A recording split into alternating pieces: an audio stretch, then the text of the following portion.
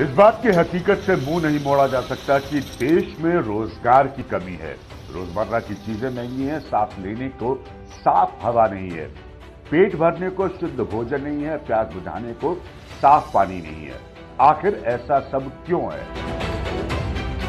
ऐसा इसलिए है क्योंकि देश की आबादी ज्यादा है। ऐसा इसलिए है क्योंकि इस आबादी के लिए नीति नहीं है। ऐसा इसलिए है क्योंकि इस आबादी के इंतजाम के लिए सोच नहीं है। ऐसे में सवाल यह है कि आने वाले वक्त में क्या होगा जब आबादी में नंबर 1 होगा इंडिया। आबादी स्लो पॉइजन है, डेफिनेट आबादी पे कंट्रोल होना चाहिए। तो जनसंख्या कम हो उतना बढ़िया है। अब इस पे थोड़ा ब्रेक लगाने की आवश्यकता है। सबसे पहले एक बहुत खास बच्ची से मिलवाऊंगा। इस बच्ची की कहानी बहुत बहुत अहमियत इसलिए रखती है क्योंकि हमें एक संदेश देती है, एक देश के तौर पर और नागरिक के तौर पर। कहानी है आस्था की। ये आस्था, हम आज बात कर रहे हैं ना आज के समय में आस्था की। इस आस्था की कहानी यह है कि 11 मई सन 2000 को इसका जन्म हुआ। जब आस्था का जन्म हुआ तो ये माना गया या ये सबने जाना कि ये इस देश की 100 करोड़वीं बच्ची है। वक्त ऐसे निकल जाता है जिंदगी में।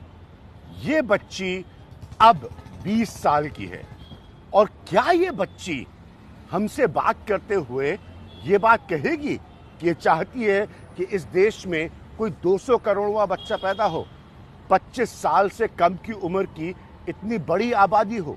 ये बड़े गंभीर मुद्दे हैं। बहुत अच्छा लगता है हमको सिस्टम को आरोप देना, इसको आरोप देना, लेकिन खुद भी तो पूछिए कि हम क्या करते हैं। हम अपनी तरफ पलट के देखने के लिए तैयार हैं?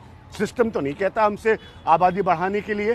तो ये बहुत सारे इश्यूज हैं। इसलिए खास तौर पर परिवर्तन के लिए मैं आस्था को बुलाना चाहूंगा। मैं आस्था अरोड़ा, 100 करोड़वीं बच्ची भारत की। मैं नहीं चाहती कि आगे एक दिन ऐसा आए कि भारत अपने देश का 200 करोड़वें बच्चे को भी नाम दे रहा है। आपने लिखा भी, प्राइम मिनिस्टर तक को लिखा। क्या है आपके मन में, क्या चाहते हैं आप?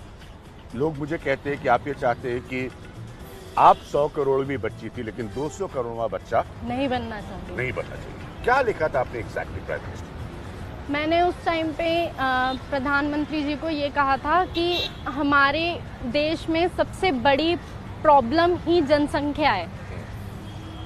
हर जगह जनसंख्या की वजह से ही प्रॉब्लम हो रही है।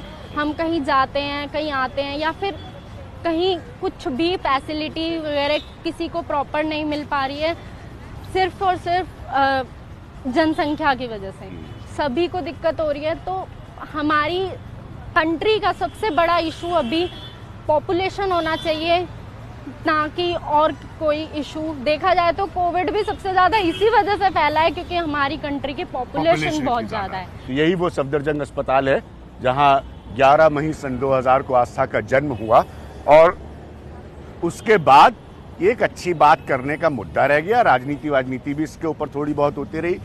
जिस गंभीरता से, ये पॉइंट मैं रखना चाहता हूं, जिस गंभीरता से पॉपुलेशन के इशू को, जनसंख्या के मुद्दे को इस देश को एड्रेस करना चाहिए और इसमें हम सब शामिल हैं। पॉलिटिकल क्लास के साथ साथ हम अलग नहीं हैं।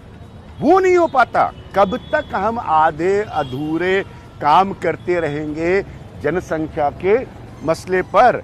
कब तक ऐसे प्रयास होने बंद होंगे जो गैर व्यावहारिक हों? कब तक वो प्रयास ज्यादा होंगे जो व्यावहारिक हों?